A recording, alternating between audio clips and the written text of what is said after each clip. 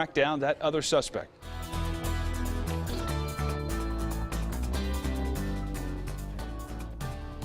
Yeah, Bart, police say the suspect they're looking for should be considered armed and extremely dangerous. That man is Richard Allen Spanks. They believe he is driving a 2010 red Kia Forte EX. That suspect who is in custody is Haywood Eugene Miller.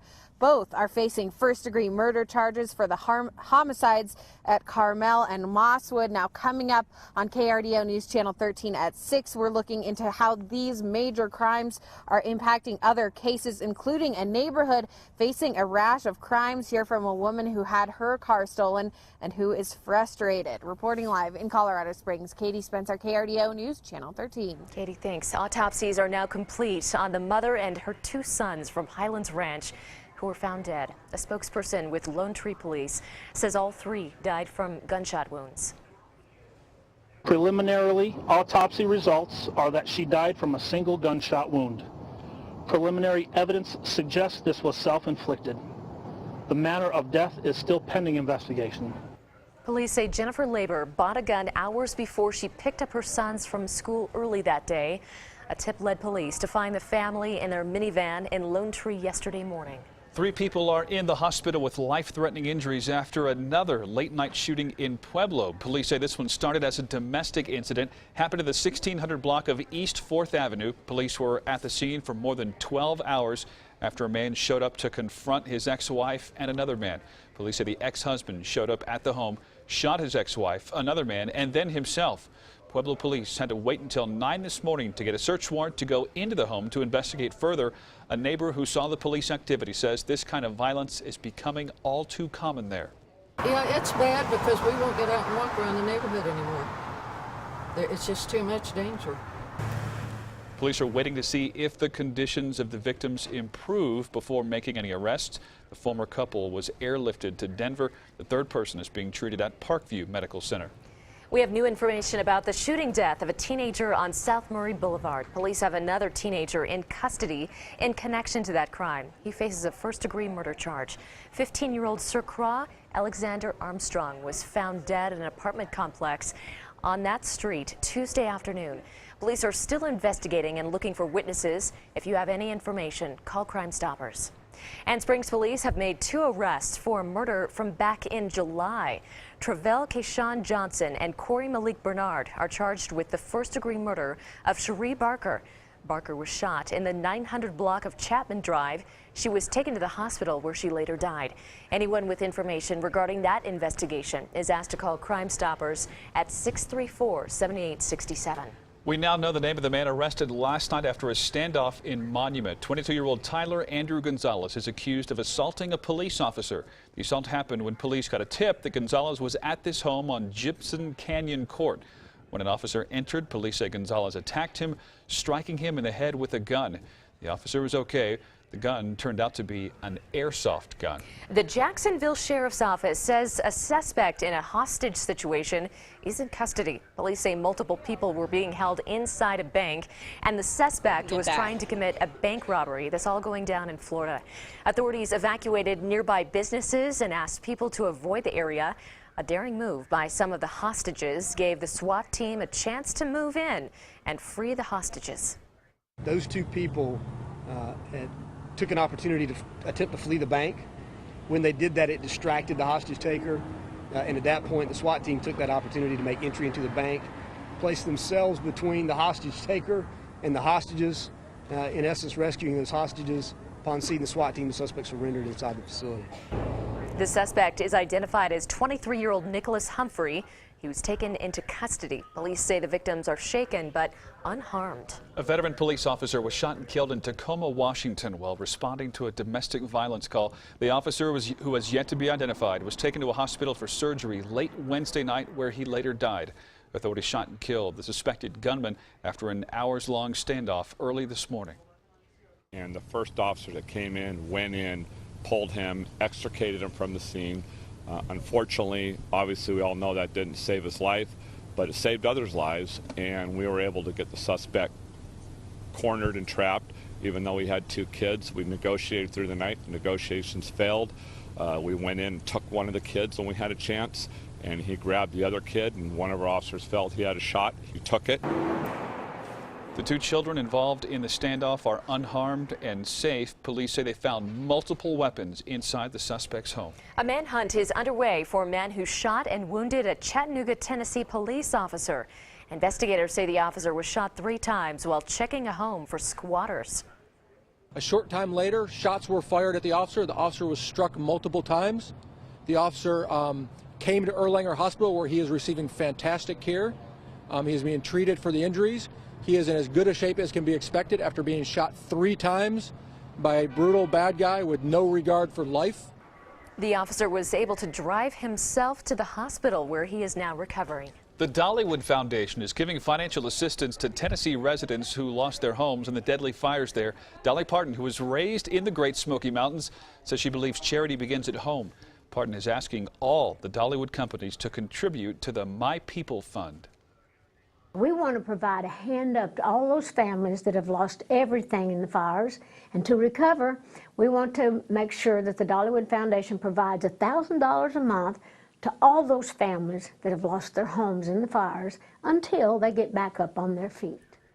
So far, the flames have scorched thousands of acres in the area, burning more than 700 buildings in Sevier County. About 14,000 residents and tourists were told to leave the area. Authorities continue blocking access to the city. Investigators say a series of fires in suburban Denver that started Monday appear to be suspicious. West Metro Fire Rescue issued a statement asking for the public's help in finding out how the fires in the Green Mountain area in Lakewood broke out. Officials didn't say why they think someone could have set the fires. The fire quickly spread to about 100 acres on Green Mountain in gusty winds and could be seen from downtown Denver. Dry in many parts of Colorado.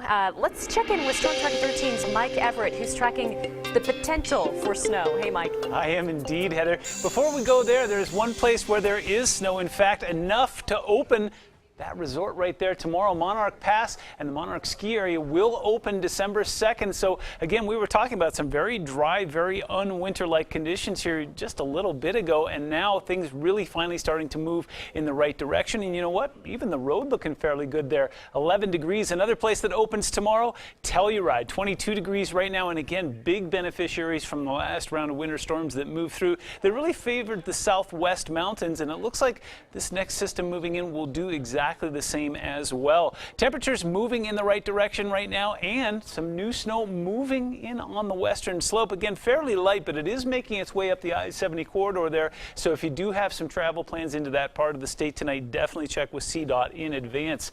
It's cold. 30 up at the airport right now in the Springs, 34 in Pueblo, same in La Junta. In fact, we've got a tie from Lamar all the way through Pueblo. And again, temperatures up in the high country really struggled today to even get to the freezing mark. Salida is right there right now, but Alamosa, Gunnison, and Leadville all got stopped short after being in negative territory overnight last night. Winds, not really much of a factor right now, especially compared to what we saw earlier this week. We're tracking a new storm system moving in. The big question is, will we see the white stuff down here? We'll talk about that coming up. Bart and Heather, back to you. All right, thanks, Mike.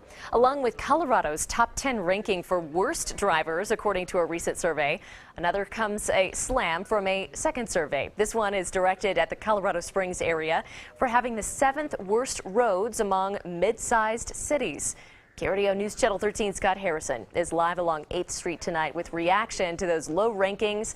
So Scott, does this low ranking take into account all the paving done for the 2C project? The answer to that, Heather, is no. Surveys like these usually run about a year or two behind, and the road data survey is based on information from 2014. Still, there's obviously room for improvement for our bad roads and our bad drivers. A low ranking on roads from TRIP, a national insurance research group, and one on poor driving from Quote Wizard, another insurance data gathering firm. We asked drivers if they agree. It surprises me a little bit. I would say we have pretty good drivers on general, although just because we have so many people from out of state, maybe that contributes to having some bad drivers. Road conditions I kind of agree with. I agree with it, and no, I'm not surprised to hear that, especially the road conditions. I will say the other drivers mostly in this town are it's a challenge. It's a challenge to be safe here. The first year of the 2C expanded paving project is gradually making a difference in city street and road conditions, and El Paso County is doing what it can in that regard. But personal driving habits are not improving as quickly. The Bad Driver Survey specifically mentions two contributing factors: drivers who run red lights and who fail to use turn signals. We heard from one longtime Colorado Springs resident who says he's noticed more and more red light running, especially here across Powers Boulevard. But police say they're seeing an increase in safer driving overall. Hopefully, it'll make a difference in next year's survey. And experts say the only way we can improve on our low ranking is if we all slow down, stay alert behind the wheel, eliminate distractions, and do it consistently. And let's hope that makes a difference in next year's ratings. Live along 8th Street in Colorado Springs, Scott Harrison, KRDO News Channel 13. I don't know if I'll hold my breath, Scott, but thanks for the tips. The presidential recount in Wisconsin is now underway. It is the first recount of its kind in 16 years. The recount was requested by Green Party candidate Jill Stein. It doesn't carry the same drama that Florida did in 2000 when the outcome of the election between Al Gore and George W. Bush hinged in the balance.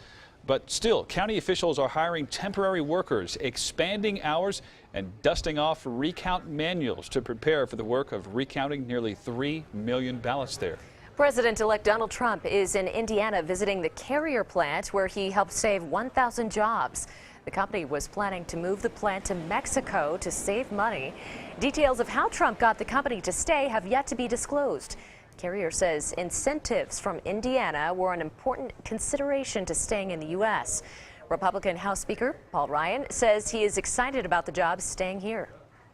I'm pretty happy that we're keeping jobs in America, aren't you? I don't know the details of the Carrier, the arrangement, but I do know that Mike Pence is still the sitting governor of Indiana, and I have no doubt that he probably had a hand in helping this, and this is what governors do. Company officials also say promises from Trump to create a more competitive U.S. business climate were also key. A group of middle schools got to hear from a 103-year-old Pearl Harbor survivor, where he says it's so important to remember what happened on that fateful day. Also ahead, the Pueblo Police Department gathers for its annual awards banquet. What one officer says is his favorite part about the experience. Coming up.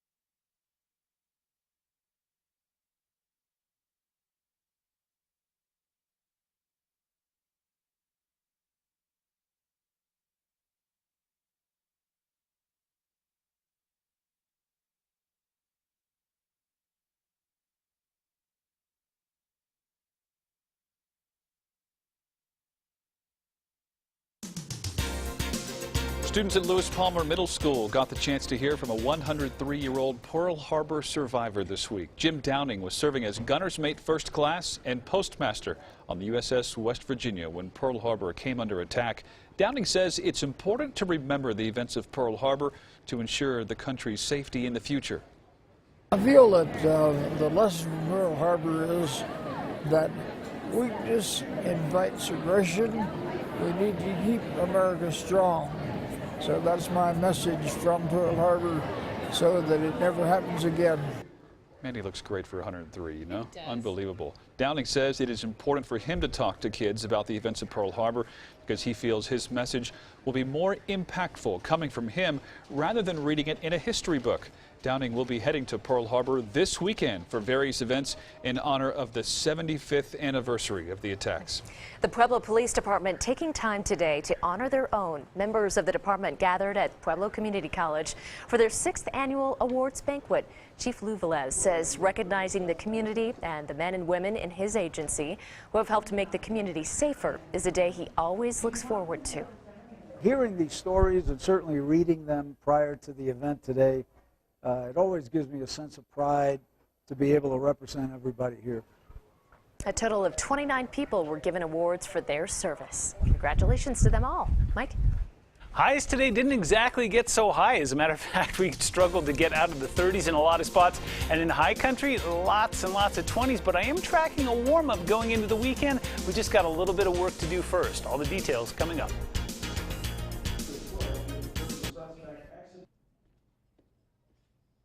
A knife and a handgun. You talked with the male for several minutes, pleading with him.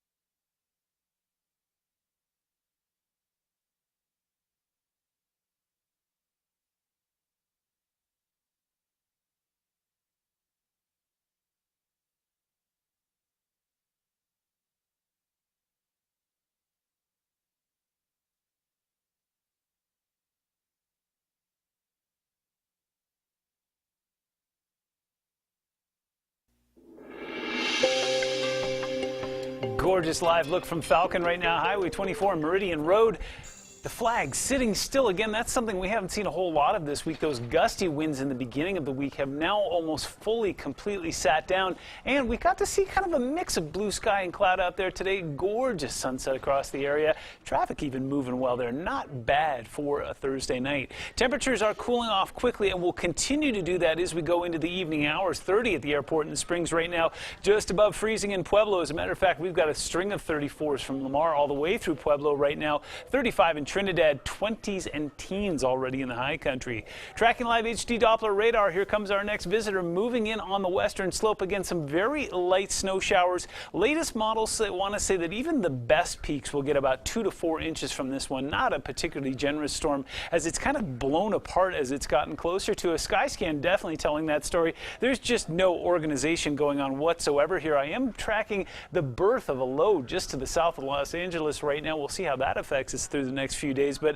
as this new one starts to move in here, really starting to blow apart here. So not really coming in with the oomph that we had originally anticipated, but some new developments putting Skycast into motion here early on Friday morning. We see that cloud cover really start to fill in from the south here, and we'll begin tracking some spotty snow showers along the San Juans. The San Juans could be one of the better beneficiaries of this new weather. And then this is at noon on Friday. This is a new development, actually. Skycast doing the same thing that a lot of the models have been doing, is going back and forth with whether or not this is going to affect the lower elevations. Right now, it's saying there will be the possibility of a rain-snow mix in Pueblo and the possibility of some flakes in the Springs. Again, I'm not expecting big accumulations here. We're talking about 1 inch 2 max, but moving so fast that it really won't have much of an effect. As we go into the evening hours, it starts to clear up along the I-25 corridor, but will start to become a little more active out towards the southeastern plains, especially in Baca County. We'll keep an eye on you into the later hours of Friday evening. Keeping Skycast in motion. By the time we get to Saturday, we clear up beautifully and we warm up as well. Overnight, though, we got some work to do. It's going to be cold all the way across the region, and we stay cold going into Friday. But as we go into the weekend here, we are tracking a bit of a warm-up. So still keeping those snow chances in the forecast on Friday, and then, man, we warm up nicely Saturday and Sunday, getting back into the upper 40s before a new system rolls in on Monday and Tuesday that's going to put us back in the 20s and even single digits again. Pueblo, a bit of a ride coming up for you as well. 36 on Friday, becomes 49 on Sunday before that new system moves in next week. Going to make it cold again, but then Thursday, back into the 50s again. Go figure.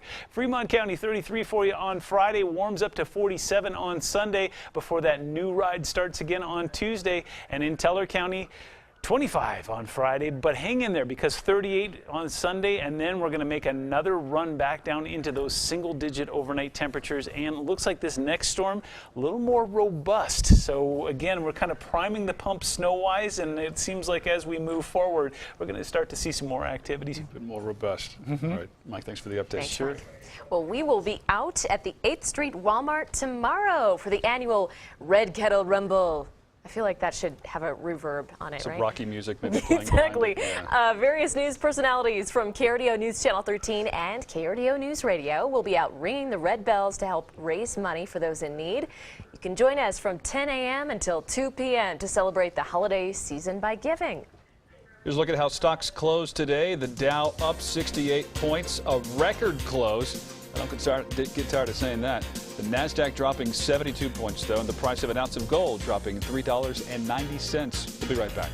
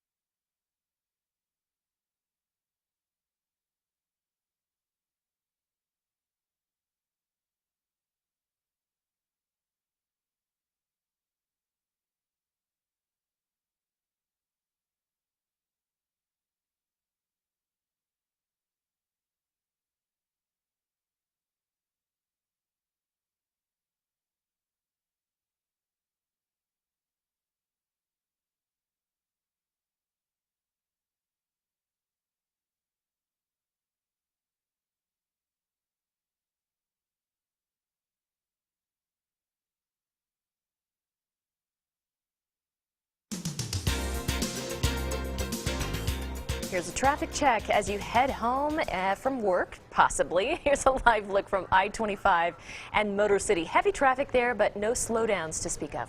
Things flowing pretty well.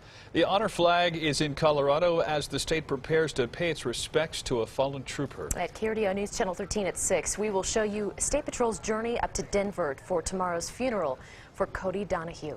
Coming up next on World News Tonight with David Muir, the latest on the Carrier deal, keeping 1,000 jobs in Indiana instead of going to Mexico. We'll also have the latest on the South Pole rescue of Buzz Aldrin. And before we go, here's Mike with the final check of the forecast.